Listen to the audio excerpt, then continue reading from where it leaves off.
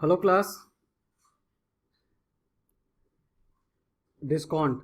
This is the section of profit and loss only. ये profit and loss का ही एक part है, बस मैंने इसको अलग से एक चैप्टर बना दिया डिस्काउंट का. Okay, you will get surprise. I am teaching you discount but giving definition of mark price, but there is a relation between mark price and discount. देखो, सबसे पहले हम लोग मार्क प्राइस ही जानते हैं. क्या क्या कहते हैं मार्क प्राइस को. मार्क प्राइस मैं आपको पहले बता चुका हूँ. कोई भी प्रोडक्ट, कोई भी गुड्स जिस पर टैगिंग किया हुआ हो या मार्किंग किया हुआ हो प्राइस का, या लिस्टिंग किया हुआ हो या लेबल्ड किया हुआ हो, सबको हम लोग मार्क प्राइस कहते हैं. ठीक है. कॉन्सेप्ट क्या है मार्क प्राइस का, कॉन्सेप्ट समझने की कोशिश करो. सपोज करो मैंने आपको बताया था कि कोलगेट को प्रोड्यूस करने में कुछ रॉ मटेरियल यूज होते हैं. रॉ मटेरियल में सॉल्ट, कुछ केमिकल्स, कुछ लेबर चार्ज एक्सेट्रा यूज हुए होंगे. सपोज करो सब में जो है इसमें ₹20 सॉल्ट जो है ₹20 का यूज किया गया है, केमिकल्स ₹10 का यूज किया गया है, लेबर चार्ज ₹50 का यूज किया गया है, एक्सेट्रा बाकी एक्सपेंसेस जो है वो ₹10 हुआ होगा. टोटल कितने हो गए? 20, 30, 80, 90 रुपीज. मैन्युफैक्चरिंग कॉस्ट, मैन्युफैक्चर करने में जो कॉस्ट आया, मैन्युफैक्चरिंग कॉस्ट. सपोज करो कि हम लोग मैन्युफैक्चरर हैं कोलगेट टूथपेस्ट के लिए, टूथपेस्ट का, तो उसको बनाने में हमें कॉस्ट जो पड़ा वो ₹90 पड़ा. लेकिन हम इसे सेल आउट कितने में कर रहे हैं? 100 में. तो मैंने क्या किया, जो हमारा कॉस्टिंग पड़ा मीन्स कॉस्ट प्राइस ये है, इसमें मैंने कुछ मार्कअप किया, प्राइस का मार्कअप किया. कितना मार्कअप किया? ₹10. ठीक है ना. तो कॉस्ट प्राइस में जब हम कुछ मार्कअप कर देते हैं तो उसे ही मार्क प्राइस कहते हैं. कई केसेस में कॉस्ट प्राइस मार्कअप जो है 0 करते हैं तो cost price is equal to mark price हो जाता है.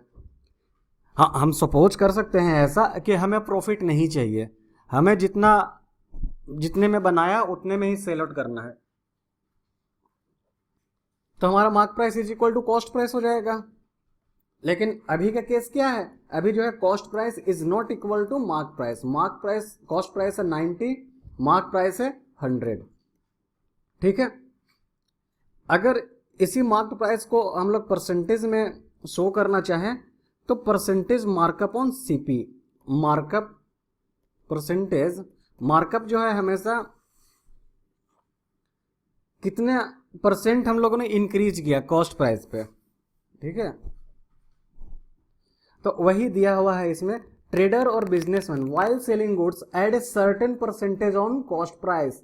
सर्टेन परसेंटेज जो है ऐड करता है कॉस्ट प्राइस पर. This addition is called percentage markup and the price thus obtained, जो प्राइस हमें ऑब्टेन्ड हुआ दोनों को एड अप करने पर उसे ही हम लोग मार्क प्राइस कहते हैं. Here we will see the relation between mark price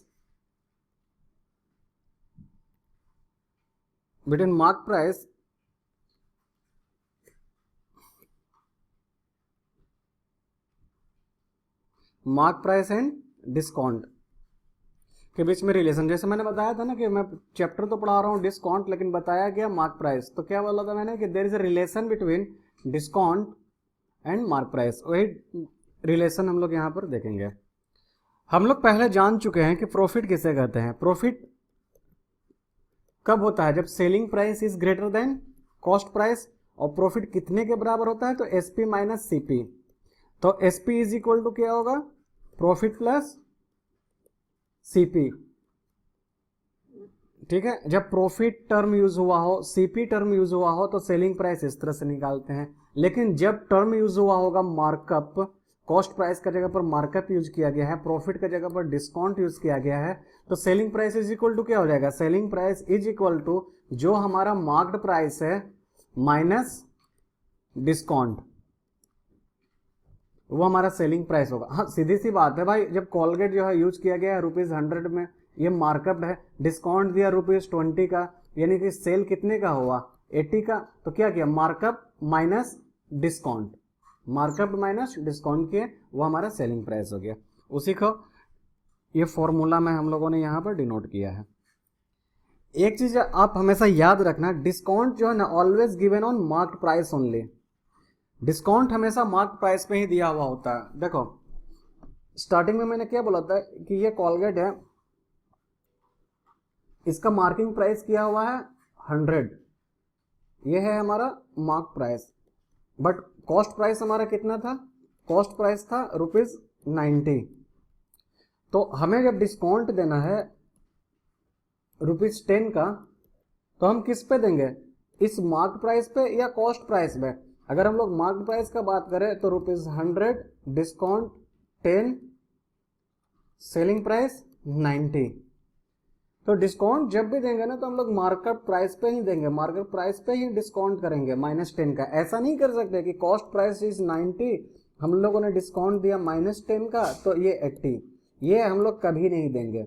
जब भी यहाँ पर हम लोग जो भी कैलकुलेशन करेंगे न्यूमेरिकल में, वो डिस्काउंट इसमें हमेशा मार्क्ड प्राइस में ही देंगे, ठीक है। जिस तरह से आप लोग गेन परसेंट निकालते थे, gain percent is always given on CP, तो क्या लिखते थे, गेन अपॉन सीपी, ना कि सेलिंग प्राइस नहीं लिखते थे, सीपी इंटू 100।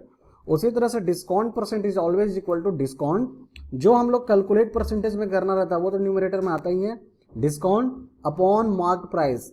यहाँ पर कॉस्ट प्राइस नहीं होगा, हमेशा मार्क प्राइस ही होगा, क्योंकि डिस्काउंट हमेशा मार्क प्राइस पे ही दिया जाता है, ठीक है। एक टर्म आपको जब न्यूमेरिकल बनाओगे तो एक टर्म आएगा rate of discount. Rate of discount is nothing but discount percentage.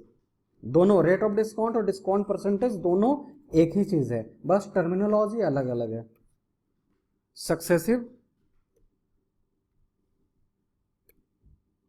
Successive discount. अब तो ये कॉन्सेप्ट मार्केट से लगभग जो है, सेलिंग करने का कॉन्सेप्ट ये मार्केट से लगभग खत्म जैसा हो गया है। एल्स जो है कुछ कंपनी क्या करते थे, जब आप शॉपिंग करने जाओगे तो लिखा हो रहता है कि फ्लैट 25 एंड 15% और 10% डिस्काउंट। तो देखो इसका मतलब क्या है, सपोज करो ₹100 का हमारा एक टी शर्ट है, इस पे जो है 20% डिस्काउंट मिला, first discount 20%, first successive discount is 20%, तो ये हो जाएगा ₹80। सेकेंड सक्सेसिव डिस्काउंट 10%, तो अब ये 10% off what, 10% off this only, मतलब price after first discount, price after first discount is 80, तो वो कितने के इक्विवेलेंट आ गया, 8। तो टोटल डिस्काउंट कितना हो गया, टोटल डिस्काउंट 80 प्लस 8, 88 रुपीज का डिस्काउंट हुआ। तो प्राइस कितने का हो गया, सेलिंग प्राइस कितना हो गया, 100 minus 88 is equal to rupees 100 minus 88, मतलब टोटल डिस्काउंट हो गया हमारा 1 minute. First discount means 20% off original is equal to ₹20। First discount है हमारा 20, सेकेंड डिस्काउंट है मेरा 8, 28 इज आवर टोटल डिस्काउंट। तो 100 माइनस 28 इज इक्वल टू ₹72। अभी जो है सेलिंग प्राइस जो है टी शर्ट का वो ₹72 है, ठीक है। अगर हम लोग ये एज्यूम करते, कंफ्यूजन क्या होता है ना, जब भी लिखा हुआ रहता है कि there is a successive discount of 25% and 15% और 25% एंड 10%, तो student usually add up the percentage and then try to find out the discounts, means 35% off cost price. Cost price अगर हम लोग 100 एज्यूम करते हैं तो 100, तो यहाँ पर मैंने डिस्काउंट 20 किया और 30 किया, तो स्टूडेंट अगर जो है एडअप कर देता है परसेंटेज का, तो 30/100 30% इंटू कॉस्ट प्राइस 30, तो सेलिंग प्राइस कितना हो गया, 100 माइनस 30 ₹70। तो देखो शॉपकीपर को फर्स्ट केस जब सक्सेसिव डिस्काउंट दिया तो हम लोगों ने 72 रुपीज़ पे किया, लेकिन अगर वो लिख देता केवल कि आपको 30% का डिस्काउंट दिया जाएगा तो शॉपकीपर को हम लोगों ने 70 रुपीज़ दिया। एक केस में शॉपकीपर 72 रुपीज़ दिया हम लोगों ने, दूसरे में 70। तो शॉपकीपर को क्या फ़ायदा हुआ? जब हम लोगों ने उसे 72 रुपीज़ दिया, उसको ज़्यादा दिया, तो शॉपकीपर को ज़्यादा प्रॉफिट हुआ। इसलिए जो है सक्सेसिव डिस्काउंट प्रीफर करता है शॉपकीपर देना instead of adding up the discount. तो कॉन्सेप्ट क्या है मैं एक बार रिवाइज कर देता हूं कि थोड़ा यहां पर थोड़ा सा कंफ्यूजन हो भी गया था।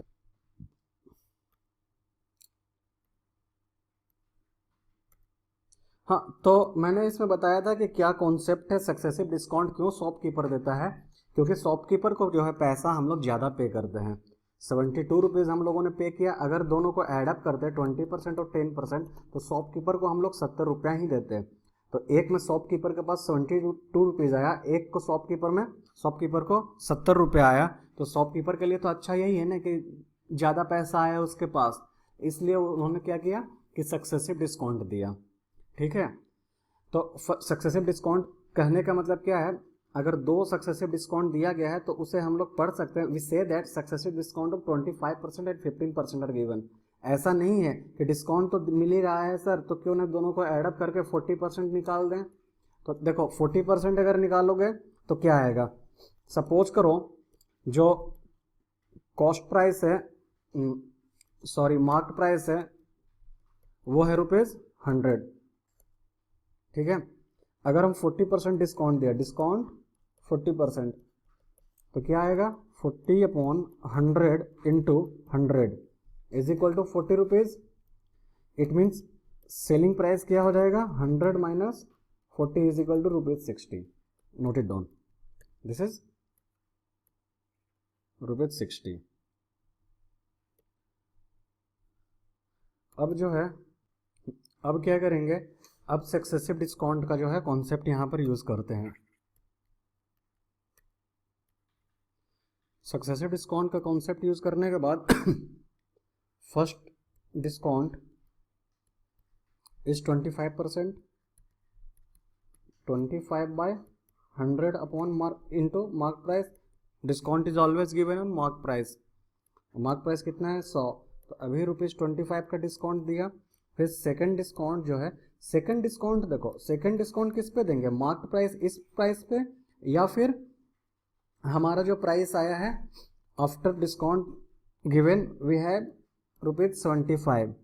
तो अब इस प्राइस पे हम लोग सेकंड डिस्काउंट देंगे। ये है कॉन्सेप्ट सक्सेसिव डिस्काउंट का, ना कि इस पे, यानी 15/100 इंटू 75। ऐसा नहीं लिख सकते हैं कि 15/100 इंटू मार्क प्राइस पे ही, ऐसा लिखना ये गलत है।